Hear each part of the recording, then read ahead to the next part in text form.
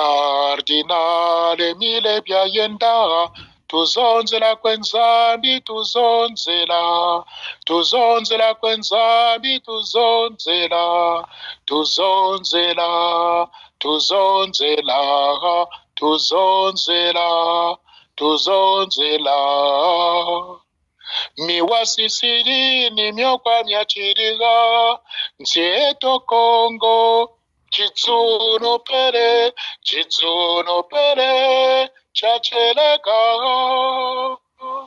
Cardinal Emile Byayenda, tuzonzela kwenzambi tuzonzela, tuzonzela kwenzambi tuzonzela, tuzonzela, tuzonzela, tuzonzela, tuzonzela. Ngewe kwa kukweba santu tuzonzela.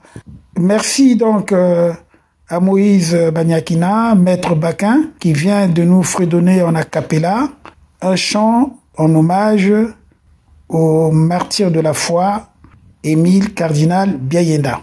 Vous allez donc maintenant suivre son récit qu'il a lui-même rédigé en février 1968 à Lyon pour évoquer ce qu'il avait subi de février à mars 1965 où il avait été arrêté, emprisonné, torturé et jugé. Écoutez donc ce récit. Vous suivez actuellement le récit du martyre de l'abbé Émile Byayenda en 1965. Lyon, le 9 février 1968. Le martyre de l'abbé Émile Byayenda. Jamais je n'ai voulu rien écrire là-dessus, tellement cela me répugnait, et peut-être aussi pour continuer à vivre cela tout seul, dans le silence et la méditation. Cependant, le temps passe, et avec l'âge, les souvenirs s'estompent. C'est pourquoi, en ce 3e anniversaire, je me résous enfin à écrire. Le dimanche 7 février 1965, il n'y eut qu'une seule messe dans la paroisse, la chrétienté ayant été invitée à aller participer aux cérémonies religieuses qui se déroulaient à la cathédrale pour l'intronisation de Monseigneur Théophile Mbemba comme premier archevêque congolais de Brazzaville. Les cérémonies se terminèrent assez tard, ce qui nous ramène à Wenzé pour le repas vers 12h30. Le soir, à 17h, nous étions de nouveau réunis à l'évêché pour la bénédiction et l'inauguration du nouveau bâtiment de l'archevêché. À l'issue de cette courte cérémonie, il y eut un cocktail, puis c'est la rentrée de chacun chez soi.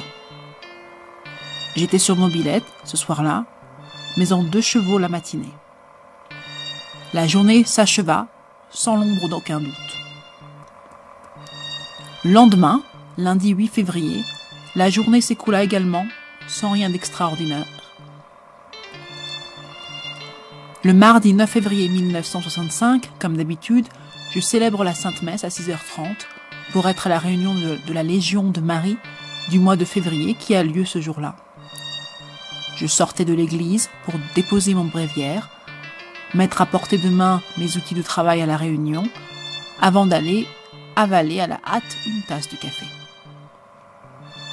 Je dépose mes bouquins sur le rebord de la petite clôture devant ma porte quand je vois arriver une auto qui s'arrête dans la cour. Déjà, des agents en sortent. Parmi eux, je reconnais le chef qui est un ancien petit séminariste que j'ai vu autrefois arriver tout jeune au séminaire. Son frère est prêtre dans le diocèse. Le jour de son mariage avec le père curé de mon ancienne paroisse, nous avons honoré de notre présence la fête familiale qui avait été organisée dans la clôture de son oncle. Il conduisait donc la bande ce matin-là. Je le saluais et m'enquis du motif de son arrivée. D'ailleurs, une voiture était stationnée derrière l'école sur la grande route. Il répond sèchement qu'il venait faire une perquisition chez moi. À mon grand étonnement, je lui demandais en raison de quoi. Il me répond que j'étais un menteur et un traître, car je connaissais bien pourquoi il venait. Il dit que j'avais été distribué des tracts à Bakongo avec ma 2 chevaux. Je récuse l'affaire en lui disant la dernière date où j'avais été à Bakongo. C'était à la suite d'un bruit qui avait couru qu'un enfant de mon frère avait été accidenté en jouant avec ses camarades à la glacière. La chose était vraie. Malheureusement, mais c'était arrivé à l'un de ses élèves de classe en dehors des heures scolaires. Le type rétorqua que j'avais mis ma voiture à la disposition des lanceurs de tracts. Je lui ai répondu que cette voiture, personne d'autre, pas même le père Rameau, ne la conduisait à part moi. Car devenue trop vieille, moi seul en avais pris l'habitude de la conduire. Le type ne voulut, ou plutôt feignit de ne rien entendre. D'ailleurs, il se mit à me demander qui m'avait procuré les tracts, ce qui commençait à m'agacer horriblement. Surtout lorsqu'il se mit à me dire que je n'étais qu'un traître et que si ce que je venais de faire avait été accompli par son propre frère prêtre, il le traiterait exactement comme il allait le faire pour moi. La perquisition commença partout dans la maison. Les valises, la bibliothèque, au plafond, au poulailler, à la chapelle, dans mes lettres et tout mon courrier reçu. Ce fut évidemment en vain. Et voilà qu'il me dit de prendre place dans ma 2 chevaux, à côté d'un agent, pour me rendre au commissariat. À ce moment, je lui dis que j'étais à ce poste sous l'ordre d'un chef, l'évêque, et par conséquent, je ne pouvais me rendre au commissariat sans son ordre, ou du moins sans l'avoir mis au courant. On me répondit qu'on le ferait. Rien ne sera fait. L'évêque le saura, par un gars dépêché de Mouléké pour l'en avertir. Arrivé au commissariat central, on me fit monter à l'étage au bureau du commissaire. L'interrogatoire recommence. Tout ce que le père, c'est-à-dire le bourreau, fait, ce n'est pas pour la première et la dernière fois, hélas. Il fut menaçant, car désormais tout irait crescendo. Insatisfait de mes réponses, on me déclare traître, indigne. On me fait enlever la soutane, les chaussures, les chaussettes. Les priant de me laisser les chaussettes aux pieds à cause des rhumatismes, le processus sanguinaire était déclenché. Je comprenais que l'affaire était grave, mais qu'un instant je puis soupçonner quelle serait l'issue et pourquoi il y avait cela. Moi-même ne sachant absolument rien de ce que l'on voulait que j'endosse la responsabilité. À partir de ce moment, je me remis entièrement entre les mains du Seigneur et de Marie, sa Sainte Mère, et notre Mère. Mon âme était en paix, sans reproche de rien. On me fit attendre là, debout, pendant des heures. Un autre monsieur allait s'occuper de moi. Entre-temps, l'évêque alerté se rendit au commissariat, mais on lui répondit que j'avais été relâché. Ce dernier s'étonna que je ne sois pas allé le voir et alla tout de même à Mouléké pour me rencontrer. C'était évidemment peine perdue. On jouait sans vergogne avec lui à l'hypocrisie. Plusieurs fois d'ailleurs, à la suite, la comédie allait recommencer. Enfin, mon monsieur arriva. Il prétendait bien me connaître. Mes parents, ma sœur, qui est religieuse. D'ailleurs, son épouse, n'était-elle pas une parente de la femme de mon frère? Après s'être ainsi présenté et campé, il dit ce que je savais de cette affaire, c'est-à-dire accepter ou en dire l'origine, et puis la chose sera réglée. On m'éloignera peut-être de Brazzaville et ce sera tout. Je lui répondis évidemment négativement car je ne pense pas, à cause de la violence, accepter une chose qu'on ne connaît pas. Le type se fâcha, s'emporta et commença à porter sa main lourdement sur moi. Il a voulu me sauver et je n'ai pas voulu. Maintenant c'est lui-même, un Bassundi comme moi, qui me mettrait à mort. D'ailleurs, je ne suis qu'un malfaiteur. C'est moi qui ai obligé ma sœur à se faire religieuse. On me répondra aussi que j'occupais une place qui n'était pas pour moi, mais pour un autre. C'est pour le frère de notre commissaire. On me déclara que la religion catholique allait être détruite. L'un de ceux qui me torturaient s'habillait en zunguiste pour ces macabres rites. On me signifia que tout le monde allait bientôt être au travail manuel, soumis au mariage prêtre ou pas. Je leur répondis en leur demandant d'aller voir ce que j'avais fait à Mouléké, en fait d'organisation, de travail manuel, de plantation de cacaoyers et d'autres arbres. Et les investigations et les brimades continueront ainsi. Sur Forum FM 105.8, la radio des droits de l'homme, vous suivez actuellement le récit du martyre de l'abbé Émile Biayenda en 1965. Le soir, vers les 18h30, on me descend de là-haut pour aller me mettre en cellule. Mais on me retient quelques instants au poste de police, car il y a du monde dehors et on ne voudrait pas qu'on me voie. C'est à ce moment qu'arrive pour la 4e fois Monseigneur. Mon cœur, comme un éclair, s'illumine. Que de sentiments de réconfort. En quelques mots, je m'exprime à Monseigneur. Je suis accusé d'avoir distribué des tracts dans la ville à Bakongo, ce dont je ne sais rien. C'est une calomnie pure et simple. Monseigneur, vous me connaissez assez pour que vous n'ayez l'ombre d'aucun doute sur moi. C'est pourquoi je vous dis que toutes les démarches que vous pouvez faire, faites-les sans arrière-pensée. À cet instant, les quelques agents de la police judiciaire se fâchent parce qu'on m'a laissé échanger des mots avec l'évêque. Le chef de poste et ses collègues ripostent et demandent à quel titre un évêque, qui est aussi une autorité, serait-il empêché devant eux, d'ailleurs, de parler avec son prêtre. On répond que ce sont les commissaires qui l'exigent. Monseigneur aussitôt demande qu'il faut contacter le commissaire. Un agent de police judiciaire s'est dépêché de l'avertir. Quand Monseigneur montera, toutes les portes lui seront closes. On prétendra qu'ils sont absents. Monseigneur redescend et me dit qu'il va voir le ministre de l'Intérieur. Lorsqu'il sera là-bas, le ministre lui exhibera un compte-rendu du procès-verbal de l'affaire comme pièce à conviction de leurs agissements. Monseigneur aura ainsi usé toute la journée en va-et-vient sans avoir réussi à tirer l'affaire au clair. Cela durera 1 mois et demi. Pendant ce temps, la nuit est arrivée et moi enfermé dans ma cellule de 2,50 m sur 1,50 m environ.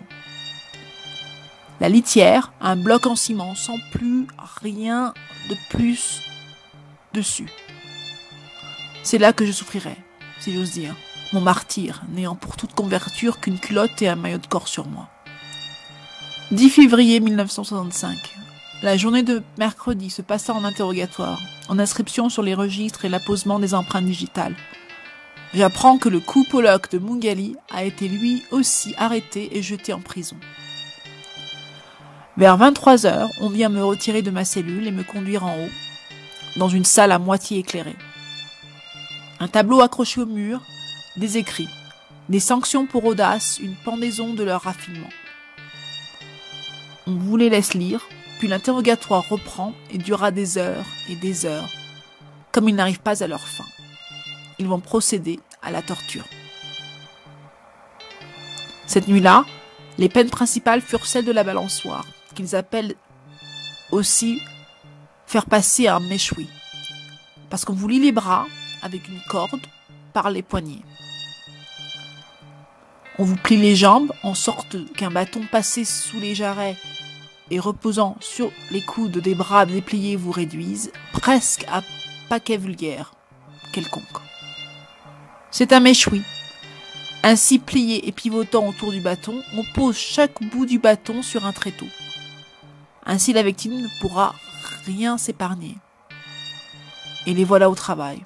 3 à 4 qui vous frappent avec des laminaires de courroies de ventilateurs d'auto. Ils frappent partout et durement, tout en vous accablant de questions auxquelles il vous faut répondre. Ils tapent, et toujours beaucoup plus fort. Ils ne cesseront que lorsqu'ils vous sentiront bien à bout de souffle, et eux-mêmes aussi, car ils ne veulent en aucune manière faire des martyrs. Ils espèrent d'ailleurs qu'après ce supplice, je me rendrai à leur désir. Un jour en URSS, on inflige ce supplice à des témoins de Jéhovah. Le lendemain, c'était fini. Ils ne parlaient plus de Jéhovah. Au bout de quelques moments, tout mon dos était en lambeaux. Mes mains et mes pieds ne ressentaient plus rien. Quant à la mémoire, je me sentais un véritable chaos. On me détacha et gisant sur le ciment, je tremblais horriblement de fièvre. Des heures passèrent. Ils prirent peur, certainement, car ils dépêchèrent une ambulance pour me conduire à l'hôpital. Arrivé à l'hôpital général, cette nuit-là, l'infirmier-major de garde, que je connais bien, eut beaucoup de peine à me reconnaître. Le lendemain, on exigea le billet du docteur du village d'où je venais. On n'en avait pas, évidemment. L'agent secrétaire ne voulut pas en endosser la responsabilité et nous renvoya au dispensaire de Poto-Poto. On arriva à Poto-Poto, j'avais de la peine à descendre, encore moins à franchir une moindre marche d'escalier. L'infirmier de garde me nettoya les plaies, se mit à me les soigner, puis me fit des piqûres d'huile camphrée. Je rencontrai là un chauffeur de taxi qui avait conduit un malade. Ce chauffeur, je le connaissais puisqu'il était du quartier de mon ministère. Je gisais dans ma cellule en proie à la fièvre, tourmenté par les moustiques, et tout cela sans rien sur le corps, sur du ciment et tout nu. Sans compter évidemment l'insalubrité de la cellule, notamment lorsque la rigole qui irrigue les urines ne fonctionne pas. Forum FM 105.8, la radio des droits de l'homme. Vous suivez actuellement le récit du martyre de l'abbé Émile Biayenda en 1965. Vous écoutez en ce moment sur Forum FM 105.8, la radio des droits de l'homme. Le martyre de l'abbé Émile Biayenda, 12 février 1965. La nuit de vendredi 12 février 1965 connut un autre genre de torture. Cette fois-ci, c'est la pendaison. On vous fait monter sur une chaise, on vous attache les mains là-haut avec une ficelle, on retire la chaise. Vous pendez le long du mur. Les poignets ont tendance à rompre et les bras eux-mêmes à se détacher des épaules. Aussi cela devient très dur au bout de quelques moments. Eux frappant, interrogeant, ils ne vous descendent que pour ne pas faire des martyrs. De là-haut, je les rassurais, mon âme en paix et le cœur plein de compassion pour ceux qui avaient fait monter une pareille affaire. Vraiment, je me sentais grand. Plus, cette grandeur, je la sentirais une autre fois que j'étais assis là, pauvre type, le corps meurtri, devant une table des commissaires qui interrogeaient, menaçaient, frappaient. Ils étaient courroucés par la justesse de mes réponses. Ils étaient courroucés parce que je ne me rendais pas à leur gré. Ils n'avaient jamais rencontré de type aussi dur que cela en cours de leur carrière, si bien qu'ils me prenaient en dégoût. Cette nuit du vendredi 12 février, l'épreuve de pendaison ne suffit pas. Ils allaient m'infliger une autre qu'ils appelaient le baptême du Jourdain. Cela convenait bien au prêtre que j'étais. On se dirige donc sur la rivière, on allait vers la Tsiémé, mais que de détours pour y arriver. J'avais les mains en menottes. En cours de route, nous sommes arrêtés par la JMNR. Ils s'expliquent et passent. On traverse la Tsiémé, on continue. Je pensais qu'ils allaient me tuer, mais voilà qu'ils s'arrêtent à un autre petit ruisseau, Mikalou. Ils sont 4 ou 5. Mon homme de Mpangala se charge de moi. Mais avant tout, l'interrogation. Cette nuit-là, les gifles que j'ai reçues déclenchèrent mes maux de dents. J'entendais ensuite bien mal. Mon type me met en caleçon. Ils ont peur tout de même des esprits et leur adressent des incantations. Il me fait allonger dans l'eau. Je dois rouler dans le sens du courant. Lui se chargea de frapper sur les parties du corps émergeant. De temps en temps, il me tient la tête dans l'eau pour m'étouffer et ne me dégage que sur les débats et la lutte que me donne de livrer l'instinct de conservation de la vie. Ils me ramèneront, mais pour me faire subir l'épreuve du courant électrique. Manège qu'ils n'ont pas, mais qui se trouve à la gendarmerie. On arrive à la brigade de Poto-Poto, on dit que c'est à la gendarmerie du camp du Djoué. Je craignais et redoutais beaucoup cette épreuve, non pas à cause des douleurs, mais pour les séquelles que cela laisse. Je me disais, tel que je me connais, je deviendrai infirme ou je perdrai l'usage de mes jambes. Ils menaçaient aussi de faire violer ma vertu de chasteté avec une femme motaka qu'ils iraient chercher à Poto-Poto. Ils disaient d'ailleurs que quelqu'un était chargé de faire cette mission, car disait-il, pourquoi les prêtres catholiques ne se marient pas comme les pasteurs protestants ? Je leur répondais que dans la ville, il y avait beaucoup de célibataires que personne ne trouvait anormaux. Personne ne les forçait à se marier. Je leur demandais également si ces femmes qu'ils vont chercher dans le village pour de telles actions y trouvaient leur honneur, et surtout si également eux-mêmes, pères de famille, ils seraient contents qu'on utilise ainsi leurs filles. En tout cas, je suppliais la Sainte Vierge Marie de la médaille miraculeuse de me délivrer de cette ignominie ainsi que des supplices du courant électrique, quand notamment ces épreuves me laissèrent encore en vie, mais devenant paralytique par exemple. N'ayant pas trouvé ce qu'ils désiraient à la gendarmerie du Poto-Poto, ils partirent avec moi au camp du Djoué. Là-bas, après 1000 discussions, ils ne purent obtenir le manège. Furieux, ils entrent, mais ils ne me logeront plus dans ma cellule. Ils vont me déposer à la police de la rue Mboshi. Là, dans une cellule toute trempée et puant d'urine, ils mettent dehors le détenu qui était là et m'y remplacent. Épuisé, rompu de fatigue, souffrant de mes plaies, je me plaçais entre la porte, les pieds en l'air posés sur les parois du mur. Je dormis. Ils vinrent m'y chercher, je crois vers les 6 heures ou 7 heures du soir. Désormais, je suis devenu presque un grand malade. Les interrogations continueront, mais les grands supplices seront suspendus. Je souffrais horriblement de maux de dents, ce qui me faisait également un mal terrible du côté de l'œil gauche. Il me fallait des aspros pour calmer les douleurs, mais les comprimés étaient tenus au poste de garde. Aucun ne se dérangeait pour me les apporter. D'ailleurs, quiconque était surpris d'être clément à mon égard risquait une sanction. Il y allait de sa fonction et de sa révocation. Il y eut cependant des braves. L'un d'entre eux m'acheta et m'offrit des aspros. Un autre vint souvent m'ouvrir quand j'avais besoin d'aller au WC. Un jour, il m'apporta même une lame de rasoir et un petit miroir et alla m'assister vers les toilettes pour me raser. Le Seigneur les garde et les protège pour leur si bon cœur. Après 3 jours sans manger, ils commencèrent à me transmettre les mets que le cher et bon père Fourmont venait apporter midi et soir. On ne lui permit jamais de me voir. Le père Aubire, qui avait été arrêté un jour après moi, était aussi en cellule. Mais on ne se voyait jamais. Lui aussi, il a souffert. Pour plus de mise en scène, 6 autres personnes parmi lesquelles je ne connaissais que 2 avaient été arrêtées, emprisonnées et soumises à la torture. Les pauvres gens, tous presque pères de famille. Lorsqu'ils comparaissaient, on leur disait que moi, j'avais tout avoué à mon tour. Ils me disaient que les autres avaient avoué contre moi. Tout cela, c'était évidemment des combines. Dès les 2 grandes premières tortures, la nouvelle arriva aux oreilles de Monseigneur. Il s'en alla voir le ministre de l'Intérieur. Celui-ci nia les faits.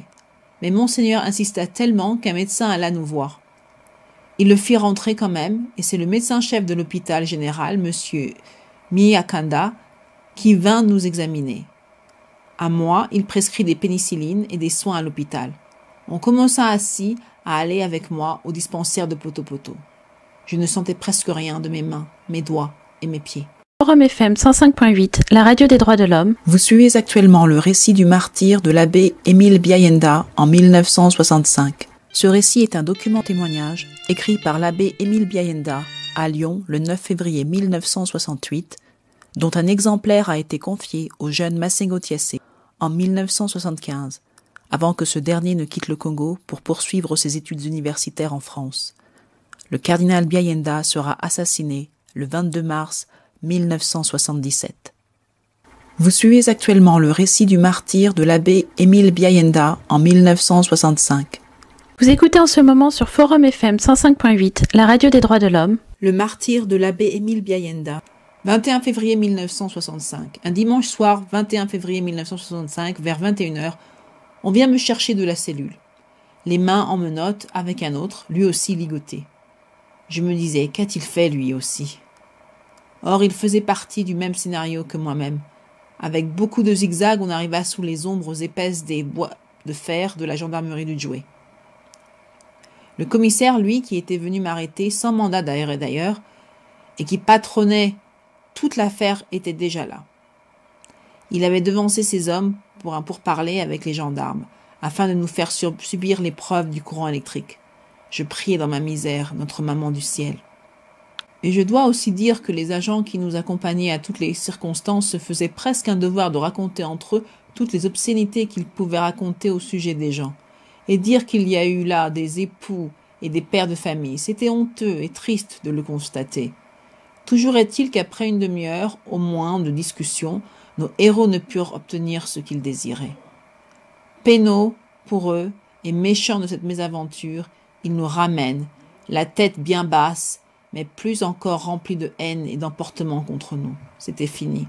On restera encore en cellule et en interrogatoire jusqu'au samedi 27 février 1965, dans l'après-midi duquel, ou en fin de matinée, nous serons envoyés à la maison d'arrêt. Rester entre 4 murs, ne bouger que pour aller quand ils veulent bien aux toilettes, sans jamais voir la lumière du soleil évidemment. Ne faire aucun pas sans être accompagné, bref, être sans liberté, c'est certainement l'épreuve la plus dure que j'ai éprouvée. Alors, vive la liberté, car elle est sans doute le plus grand don que le Seigneur ait fait aux hommes. Durant ces jours et ces nuits sans sommeil, comme il est consolant de pouvoir prier la Vierge avec le chapelet de ses 10 doigts de la main. Ce bloc en ciment tout maculé de sang devient aussi un bel autel d'Holocauste qui permet d'unir sa vie à celle du Christ. On est plus généreux et l'on fait de son sort un don au Seigneur pour toute l'humanité. La pensée aussi que tout le monde priait et était uni de pensée à nous, souffrait avec nous, me fut d'un très grand réconfort. Celle surtout de me sentir innocent contre tout ce qui était mis sur ma tête. D'ailleurs, jamais les interrogateurs n'ont accepté à aller vérifier quoi que ce soit sur place des choses dont j'étais accusé. Ce samedi-là, nous étions conduits au palais de justice pour l'interrogatoire par devant le juge d'instruction. Personne ne voulut s'en charger, car tout était politisé. On apprenait que 2 nuits auparavant, 3 personnalités, dont 2 magistrats, avaient été enlevés de leur maison et mis à mort. Le 3e corps jamais ne devait être retrouvé. Forum FM. Vous écoutez en ce moment sur Forum FM 105.8, la radio des droits de l'homme. Abbé Émile Biayenda. Lyon, le 9 février 1968. Le martyr de l'abbé Émile Biayenda. Enfin, un juge arrive. L'interrogatoire individuel commence, tandis que le juge a en main les rapports de la police judiciaire. Chacun dit ce qu'il sait. Mon tour arrivera, celui du père Robir aussi. Celui qui passait pour être la pièce à conviction, Babi, parla. Mais sur son rapport, il y a d'énormes écarts entre ce qu'il a dit à la police judiciaire et qui a été publié sur les antennes de la radio nationale. L'affaire a été ainsi montée. Paraît-il que le dimanche soir du 7 février 1965, Babi, avec un autre, rentre de Bakongo pour Poto-Poto sur une mobilette. Chemin faisant, passe devant eux une voiture qui jette une liasse de tracts. Eux s'arrêtent, en ramassent. L'un disait qu'il porterait cela à sa maman, qui est marchande d'arachides. Elle en ferait des cornets. Babi, qui est remorqué, a gardé une seule feuille qu'il relâcha d'ailleurs. Un autre motocycleur intervenant ramasse le papier qui est un tract. Bien vite, il rattrape les Babis. « Qu'est-ce que c'est ? Ah, c'est vous ?» Ils expliquent, mais en vain. Les voilà conduits au commissariat du plateau des 15 ans, puis les voilà au commissariat central. L'interrogation commence. D'où viennent-ils ? Où habitent-ils ? Connaissent-ils l'abbé Émile ? N'est-ce pas lui qui a fourni des tracts ? Les 2 jeunes gens se débattent, mais ce sera en vain. Ils subissent comme moi presque toutes les tortures que j'ai endurées. Depuis dimanche soir jusqu'au mardi matin, ils seront à jeun, soumis à la torture. De guerre lasse, ils imaginent de faire boire un quart de whisky et faire fumer de fortes cigarettes à Babi. Il est KO, le pauvre. On lui dit, c'est ta dernière chance. Si tu acceptes que c'est l'abbé Émile qui t'a donné ces tracts, moyennant des sommes d'argent, et cela près de 3 fois. Le pauvre ne pourra plus échapper au piège. Il sait qu'ils sont capables de le mettre à mort. Vivre ou mourir, un moment il se dit après tout, que lui fera-t-on ? Un prêtre, c'est fait, ça y est. Oui, c'est lui qui m'a donné cela. C'était fini. Ils avaient obtenu ce qu'ils désiraient. Ils s'empressèrent aussitôt de lui faire enregistrer son aveu. À vrai dire, l'argent lira le procès-verbal mis à jour et lui dira à chaque fois « Oui, tout ce qui est voulu pour le scénario était donné à son approbation. » Cet abbé avait été son maître. Il en avait fait son bras droit. Il allait le voir tous les jours, en civil. Un jour même, il passa avec lui à Mungali. Alla voir le père Robir, à qui il remit un paquet en disant « J'enverrai Babi le prendre pour une destinée qu'il connaît. » Tout cela était un pur roman, car je n'avais jamais rencontré ce jeune homme à Brazzaville. Je ne me suis jamais promené la nuit ou le jour en civil. Jamais, à part des cas urgents pour maladie, je ne sortais la nuit de la paroisse. Lorsque la radio annonça cela à la nation, l'affaire parut si bizarre que les gens ne se laissèrent pas un instant convaincre. Il y aura évidemment des idiots qui y prêteront attention. Cela, je ne le sus qu'au parquet à l'interrogatoire du lundi 1er mars. En tout cas, toujours est-il que la non-vraisemblance du témoignage de Babi au premier interrogatoire avec les rapports de la police judiciaire était claire et évidente. Le juge déclara que l'affaire était grave et proposa selon l'usage le recours à des avocats plaideurs. On nous envoya un mandat de dépôt à la maison d'arrêt. Là, aucune brutalité. Je logeais à l'infirmerie et le père Robir avec d'autres détenus également.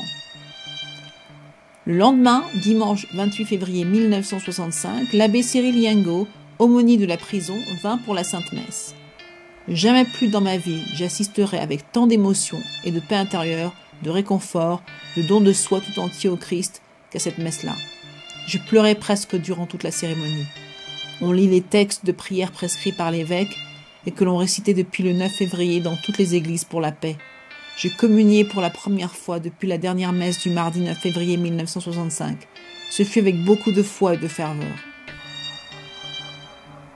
Vous écoutez en ce moment sur Forum FM 105.8, la radio des droits de l'homme, Le martyre de l'abbé Émile Biayenda.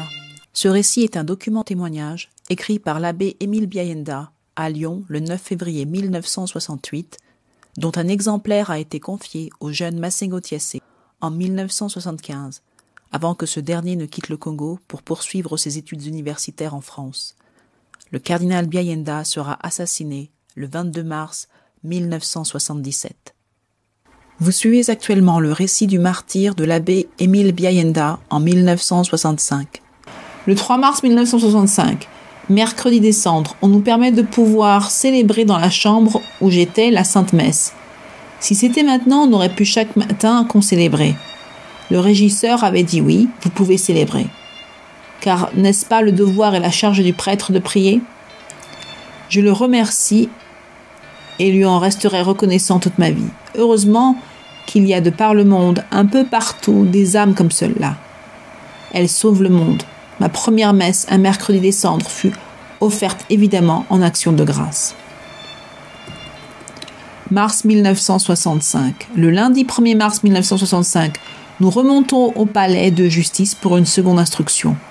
Le père Aubire et moi sommes mis à part. 2 commissaires sont présents.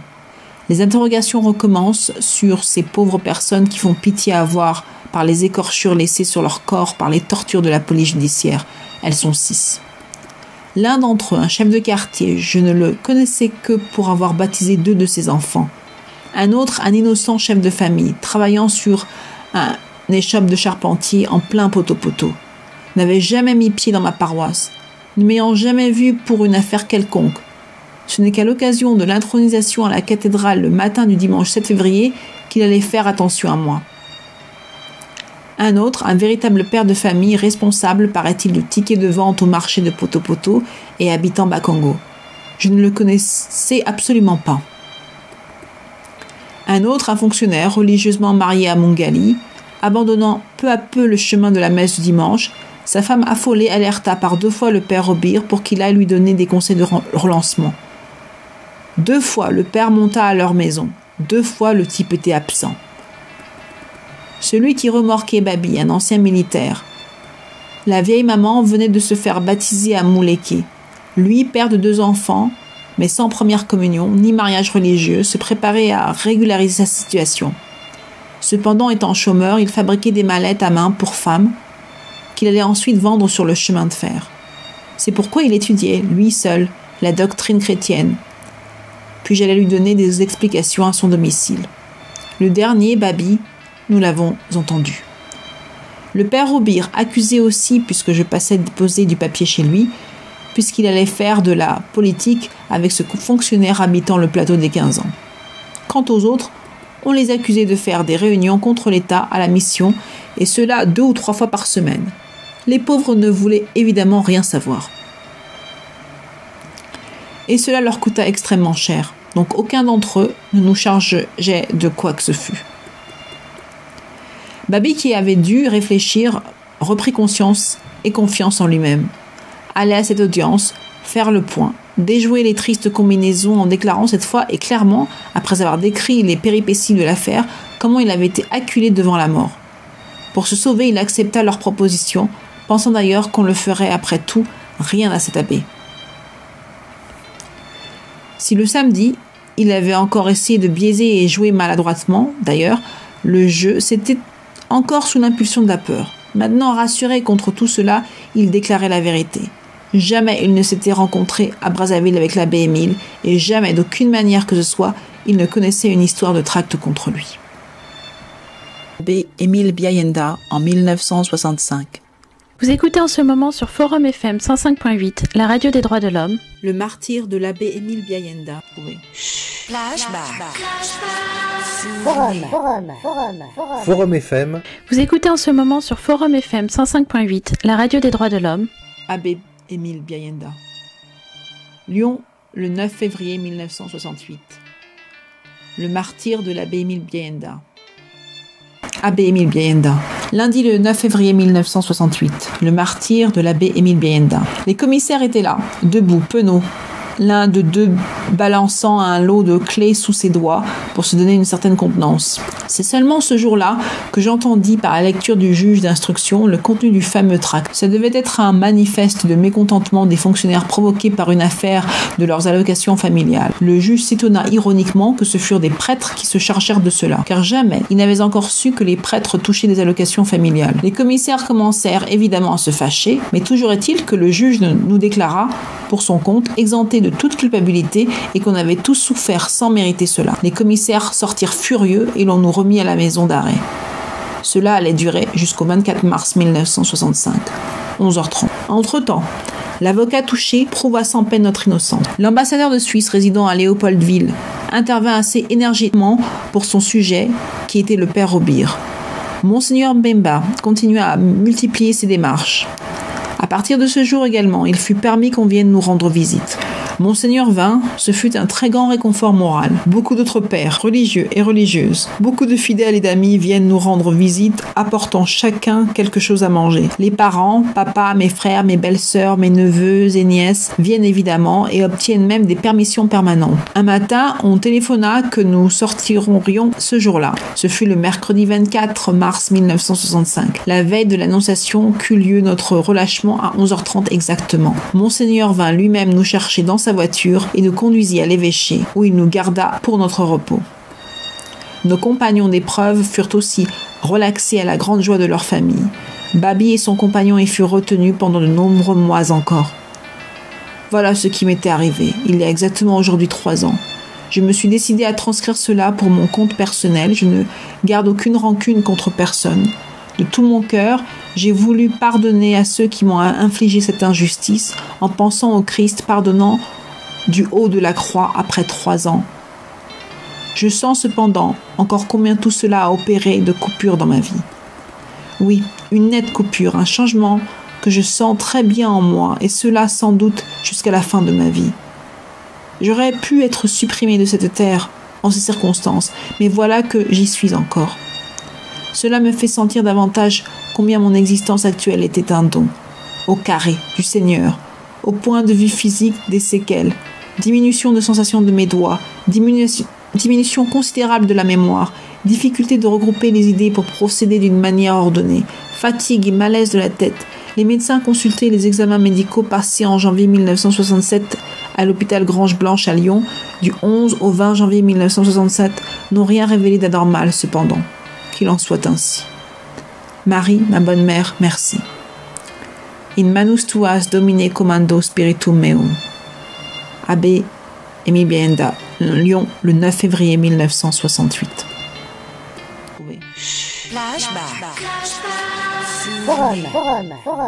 Forum FM. Vous écoutez en ce moment sur Forum FM 105.8, la radio des droits de l'homme. Abbé Émile Biayenda. Lyon, le 9 février 1968. Le martyr de l'abbé Émile Biayenda. Cher fils, chère fille, prière du cardinal Émile Biayenda. Tu me pleures aujourd'hui. Réjouis, car en devenant prêtre, j'ai donné totalement ma vie au Christ, mon maître. Il m'a conduit au milieu de vous pour que je sois à son exemple votre pasteur.